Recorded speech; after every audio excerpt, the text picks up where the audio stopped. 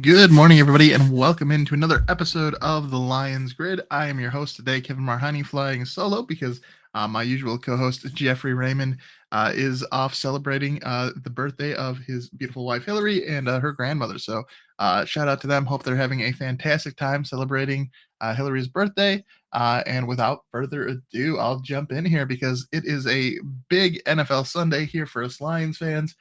This is, of course, our first meeting of the season with the arch rival Green Bay Packers. Um, Detroit's leading the NFC North coming into this game at 6-1. Um, Lots to like about the Lions team, but going into Lambeau, as I've mentioned in some of our earlier episodes, is something historically that the Detroit Lions have struggled with. Going into Lambeau and getting a win has not been an easy thing for any team, let alone for the Detroit Lions historically. Now, Dan Campbell has had some success there, so this current iteration of this Lions team doesn't seem to fall prey to that. But it is going to be interesting to see what happens here uh, in this game. One of the big things that is non-football related that I think could contribute to this game's outcome is the weather in Green Bay today. Um, it's not necessarily a knock against Jared Goff, but he has, I mean, the data is what the data is. He struggles playing in colder weather outside, and it is supposed to be, it's not too bad temperature wise. It's supposed to be 50 there, but there is supposed to be some rain. So, it'll be interesting to see how he performs here today because, again, historically, Jared Goff has not been as sharp as he has been when he's playing outside in colder weathers. But Jared Goff has never been on a heater like he's been either, where he has just been absolutely taking care of the football and making plays. So it's very interesting. You have some definitely are some reasons why you might think the Packers have the edge in this game, but really Detroit is doing something they've never done before. All right, they're on a 5-game winning streak. They're off to their best start since 1956. Uh, and this Lions offense is dominating right now. They have scored an average of 43 points over the last 4 games, which is the most points they've averaged in a 4-game span at any point in time in franchise history. They are just they're out there, they're going out there, they're performing, they're and performing at a very high level. So what you're going to see is yes, could the weather make them not look as prolific as they've looked over these last 4 or 5 games? Certainly it could, but um, they've still been playing very, very, very well. On the flip side of things, you have the Packers who are coming into this game at 6-2 with a passing attack, of course, that's led by quarterback Jordan Love, who was questionable heading into this game, but is by all means expected to be under center today for the Packers. And then their defense, which leads the NFL in takeaways. Now, last week we played the Tennessee Titans defense, and the Tennessee Titans defense, even after us hanging 52 against them, are still rated as the number 1 overall defense in the NFL because they held us in check yardage wise. We were just very efficient with how we scored the ball. We took advantage of takeaways. We had plays on the special team side of things. So the Tennessee Titans defense is very good, but they're very good in the sense of like preventing teams from moving the ball and from scoring points. This Packers team, they are good at doing the same thing, but it's in a different way, right? They do it with takeaways. Their big thing is we're going to take the ball away from teams, and then we're going to capitalize on those opportunities. And they have 19, which again is sort of they are the gold standard when it comes to that. The problem with that style of defense is if those takeaways dry up, then what are you left with in terms of a defense? Like if the teams are able to move the ball against you and get into the red zone, but the only reason you're preventing them from putting up points is that you get an untimely turnover. If the other team doesn't turn the ball over, are they then putting up points on the board? And that's what we're going to kind of see here today.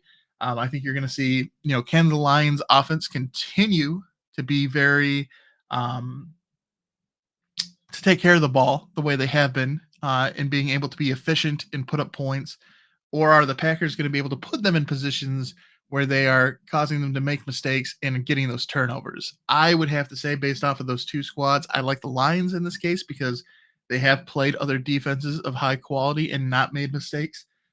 So that's going to be interesting to see how that impacts it. And then on the other side of things, we'll talk about the injury report here in just a second for both these teams. But obviously we know we're down Aiden Hutchinson, but we do have quite a few players out in that defensive line rotation as well for the Lions.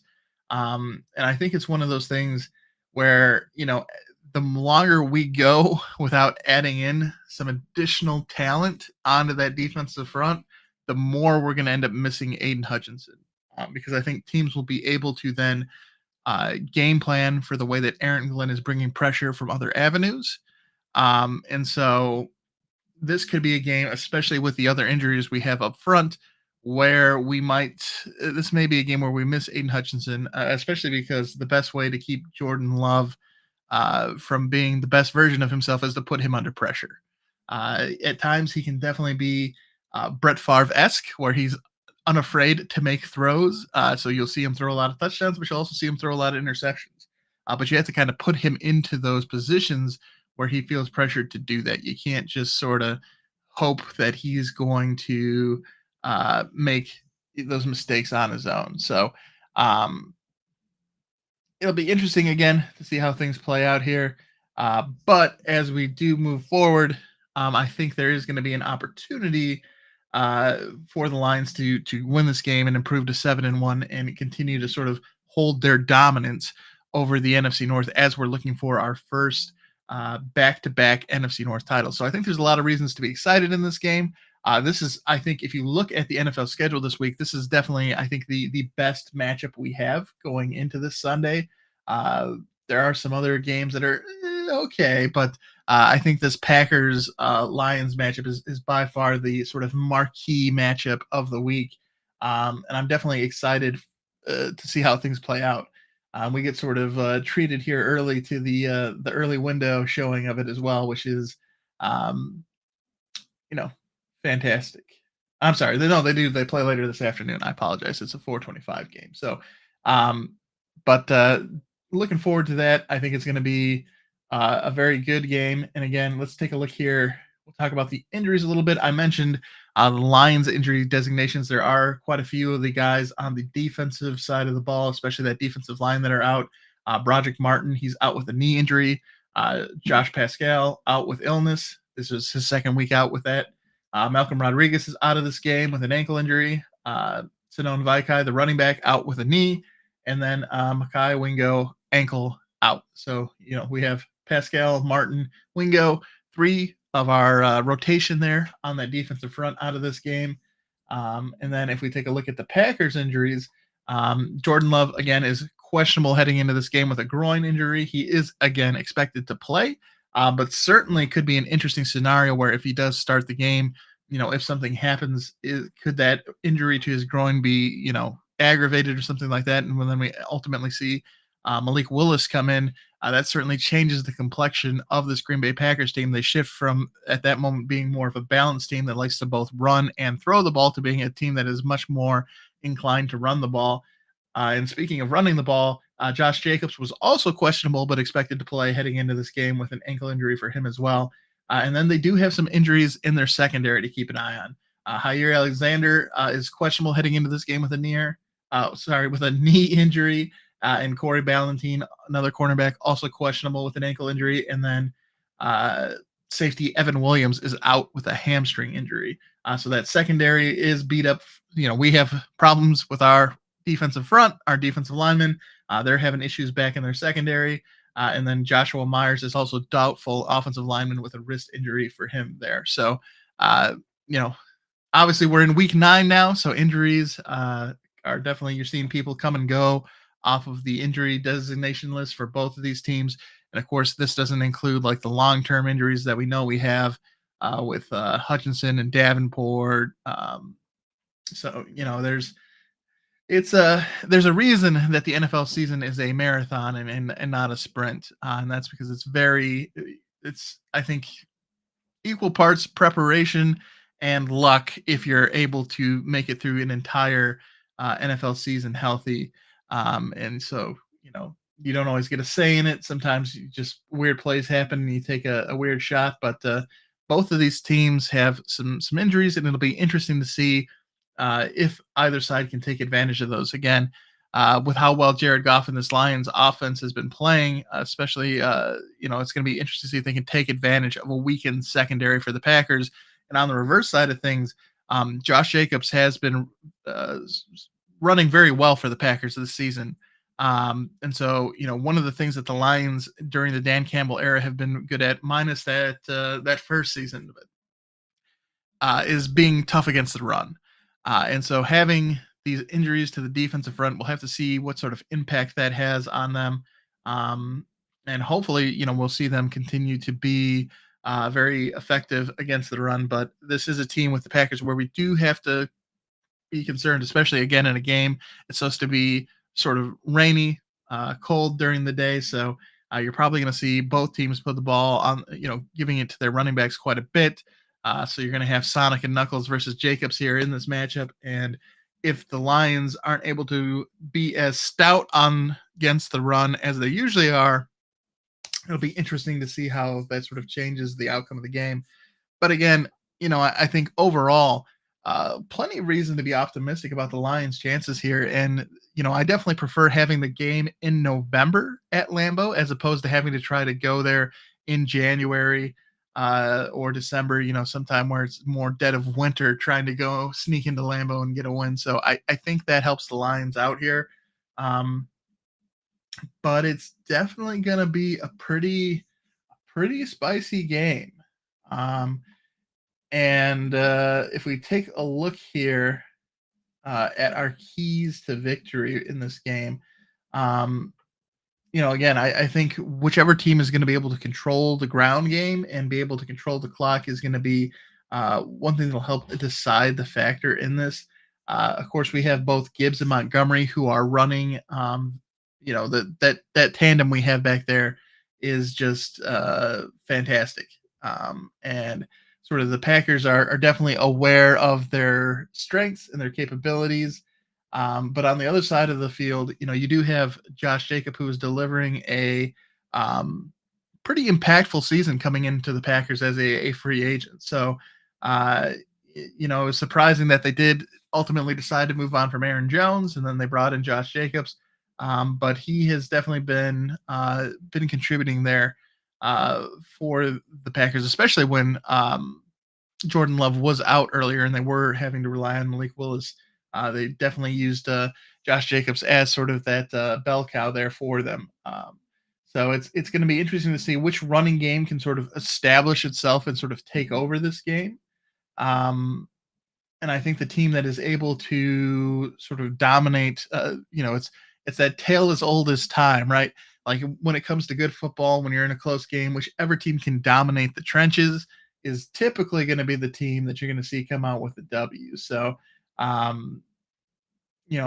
expect, especially again under the Dan Campbell era, that has been a point of emphasis for the Lions, and they are a team that we talk about the Lions curse. Not only do they beat you, but then you go on the next week to lose just because you're so physically exhausted from that matchup with the Lions that following week. So I expect them to be physical in this game. Certainly, I don't think the Lions know very much when they're playing the Packers.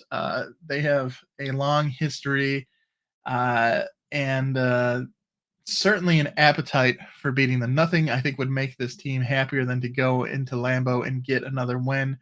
And it's gonna be, I think, a really good game. Um, and yeah, I think the thing that has me the most excited is to see um to see how Jared Goff performs in this game, because I think this could be a big game towards helping to solidify him as an MVP candidate. Because again, he is someone who has historically struggled in games like this that are outside in colder temperatures, where he's definitely he is a great quarterback when he's inside in climate controlled situations and things like that.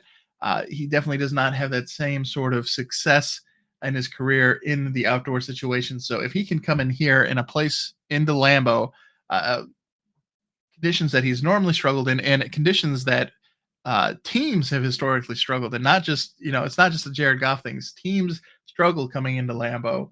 If he can come in here and look as good as he has been, then I think he does a great job of really establishing himself as a front runner in this MVP conversation. Obviously, you look around the league, you have Lamar Jackson, you have Josh Allen. I think there's a number of quarterbacks that are sort of jumping out in front. Even Jaden Daniels, the rookie with the Commanders. But if he can come out here and look good against the division rival Packers, in a situation in which I think a lot of people are expecting him to potentially struggle because of, again, his his issues playing in outdoor cold areas. Uh, I think that really goes a long way towards helping establish himself as a front runner for the MVP. So I'm looking forward to that. I'm hoping that he can continue because, again, this offense, as mentioned, has been just performing at a tremendous level.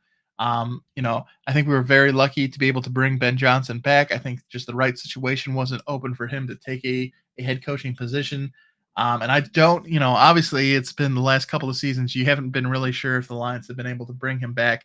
I would be really surprised with after the performance the Lions are having this season, if there is any real hope to bring Ben Johnson back as the offensive coordinator for the Lions, because you're just seeing uh, what they're doing on the field is just tremendous, and they're doing it with so many different weapons. So many different players are contributing to it, so it just shows that he is able to take advantage of a full complement of weapons, and be able to help put them in positions to be successful. So, a coach of that caliber is probably not going to be able to stick in the uh, coordinator position for very long, especially if the Lions do go on and win a Super Bowl this season. I think in that case, he's definitely gone. If the Lions don't make it to the Super Bowl, I think there's a little bit better of a chance, because certainly one of the reasons he did come back this year was a desire to um, see how things were going to turn out. Like, he was a fan of what they were building here in Detroit. The job hasn't been completed yet. They're shooting for a Super Bowl victory. And so, as long as they don't get that, I think you would definitely see Ben Johnson. There's a better chance of Ben Johnson coming back if they don't get the Super Bowl victory, as opposed to if they do make it to the Super Bowl and get it at that point. I think if the right position opens up, certainly will be gone. But yeah, I think it's going to be good. And then we have Doug Saint here commenting, if the Lions play good as a team, it won't matter as long as Goff just plays as he always does. It doesn't necessarily have to be the 100 QB rating, and I think that's a great point. The Lions do typically win as a team. You see, it's not usually just like the Goff show, right? It's also the rest of the team. Just last week against the Titans, it wasn't like Goff just lit up the stats by himself to score that 52 points. You had Khalif Raymond contributing with the punt returns and the punt return for the touchdown. You had both Gibbs and Montgomery score. And so it's yeah, if they can keep all the parts moving there, Doug, I'm there with you. I think Jared Goff doesn't need to have that perfect passer rating, uh, but at the same time, he has been having those recently. So I am sort of hopeful that he can continue that as well, and we just see this offense continue to click here, and especially if we can do it against the Packers, that'll feel real good. Feel real good. All right. Taking a look around the league, one of the segments we like to do here is do our lock of the week. Jeffrey isn't here to give his lock of the week in this game, but I decided to go out on an edge. I'm maybe get a little spicier than I usually would. Usually we try and pick a game that is within a touchdown. As long as we don't want to choose anyone who's favored by more than a touchdown to actually get the win here. But in this case, I'm going to go on the edge, and at 1 o'clock, you have a AFC matchup between the Denver Broncos and the Baltimore Ravens. The Ravens are at home and favored by 9. I'm going to go with Bo Nix, the Broncos, to get the win in Baltimore. That's going to be my lock of the week. The Ravens coming off a tough loss last week. I definitely expect them to probably come out strong. They are definitely a first half team, and Lamar Jackson, I think, is historically like the best first half quarterback ever. But I think that Bo Nix and this Broncos team is pretty scrappy. I think they'll hang around, and even though the Ravens may jump out to that first half lead, ultimately, I think if the Broncos get the job done in the second half and surprise the Ravens and kind of announce to the rest of the AFC that you have to take them seriously this season. So that's going to be my lock of the week. I'm going with the Broncos, who are +9, not even taking the points. I'm saying the Broncos, the outright victory over the Ravens in Baltimore today. It's my lock of the week this week. A little spicy. I am up. My record is so far 6-1, so sort of taking advantage of the fact that Jeffrey's not here to pick and maybe getting a little risky. But I like Denver at Baltimore this week. Again, Bo Nix has been sort of a revelation so far, and I think they keep it rolling. And then taking a look around at the rest of the games that are on the NFL schedule, as mentioned, I think the Packers and the Lions are kind of the marquee matchup this week. You do also have an NFC West showdown between the Rams and the Seahawks. Um, the Buccaneers Chiefs game, which is on Monday night, would be a little bit more exciting if Tampa Bay wasn't so devastated by injury at the wide receiver position. I mean, every team is dealing with injuries, but when you're down Mike Evans and Chris Godwin, your top two wide receivers, it certainly changes the math there. So not as exciting as a matchup as it could have been. Another interesting one, you do have the Cowboys traveling to Atlanta to take on the Falcons at 1 p.m. today. It'd be interesting to see. The margin of error is getting super small for Dak Prescott and CeeDee Lamb and the Cowboys and company. So I think that'll be a tough road test for them as they have to go into Atlanta to take on the Falcons, who are currently leading the NFC South. Um, and yeah, those I think are probably the highlight ones. You do also have an AFC East showdown between the Miami Dolphins, who are traveling to Buffalo to take on the Bills. This will be Tua's second game back under center, coming back from the concussion injury. But yeah, it just hasn't felt the same. I mean, maybe Tua comes back here with a second game back off of the concussions, and it certainly feels more like I think we saw glimpses of that in the first game back against the Cardinals. But so perhaps it looks better here against the division rival Bills, but certainly would expect the Bills to take care of business at home here as they're trying to hold on to that AFC East lead that they currently have. Um, yeah, interesting stuff, but again, not any like again, I think the prime matchup is Lions Packers, and again, that game is coming to you at 4:25 today. So you may be able to tell I am, you can't really, I mean, I guess you can pick the Lions to win every week. um you get a little bit too much into the Kool-Aid, you feel too much a little bit like a homer doing that. And this certainly feels like a situation, Lions going on the road to Lambeau to take on the dreaded Packers. This certainly feels like a week where you could go against them and sort of pick the Packers to win, but I'm going to say forget that noise. I'm going to go with the Lions to get the win here. Again, I think we talked about how well they've been playing over the last few games, averaging 43 points over their last 4 games. Uh, Winners of 5 straight. I think they right now are in the process of really building towards that Super Bowl run. And I think they have an opportunity here against this team that has historically been a thorn in their side to come out here and really help, again, establish themselves as being the premier team, the premier contender um, from the in the NFC.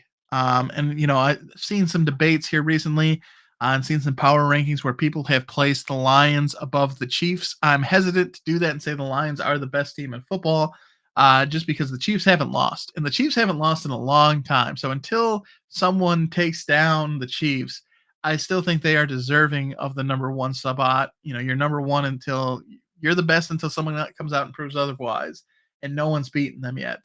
Uh, but the Lions, on the other hand, I think are definitely the best team in the NFC, and have certainly proven so far through these first 8 weeks of the season that they are capable of really competing with anybody out there, even with the injuries to some of the players and their best defensive players in terms of pass rush. They're still getting wins. So this team is gritty. They've been playing well. The offense has looked incredible. The defense is still finding ways to get the job done. So I like the Lions in this one. I think again another opportunity for them to really come out and establish themselves as the front runner in the NFC. And as I've mentioned multiple times on the Lions grid, I think the hallmark of this team has been the ability to capitalize on opportunities. They haven't. No team is going to ever capitalize on every opportunity they have. It's just not going to happen. But more often than not, this Detroit Lions team does capitalize on opportunities.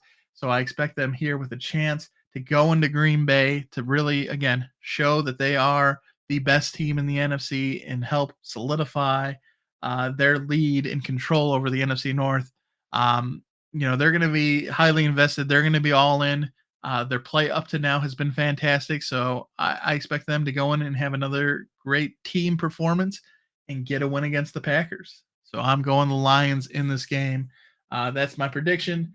And again, my lock of the week for the non-Lions game is I'm going with the Broncos to sneak a sneaky win in Baltimore against the Ravens. So that one I definitely do not feel as confident about. I feel pretty confident about the Lions against the Packers, but being 9 point underdogs heading into Baltimore, I'm hoping that I'm being risky. I'm risking it for the biscuit on that. I'm hoping Bo Nix and Sean Payton are able to weather the storm that will be the first half of the Baltimore Ravens and can come back in the second half and get a cheeky win there. But we'll have to see.